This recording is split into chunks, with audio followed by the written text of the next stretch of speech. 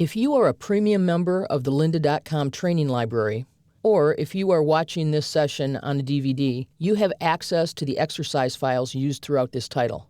All of the exercise files are in one folder called Exercise Files. I have it here on my desktop. And if you double-click the Exercise Files folder, you'll notice that it contains a folder for each chapter that we actually have exercises in, followed by two folders named Images and Source Files.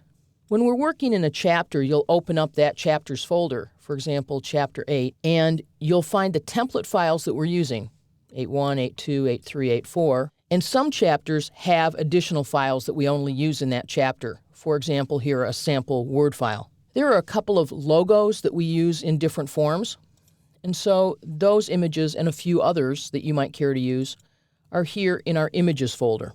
You can also choose to use your own images files if you wish. You don't need to use these. Then we have a file folder called Source Files, and you'll notice that the Source Files folder is actually empty. Later in the course, we'll be taking the source files that are used to create an InfoPath template and unpacking them out of the template. There are about a dozen files for each and every one of these templates that you see, like any one of these. So when we unpack them, we need a place to put them, and that's what that Source Files folder is for.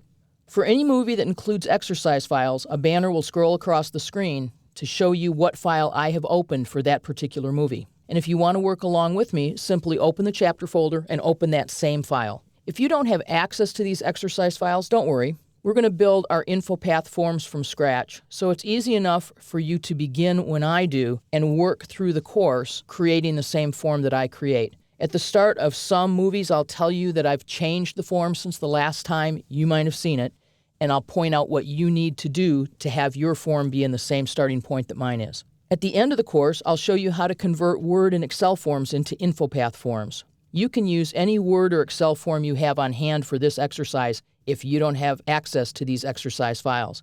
And if you don't have a Word or Excel form you want to convert now, no worries. When you have one later that you do want to convert, come back and view the steps again. I'll still be here. Now that we know where we're going, let's get started.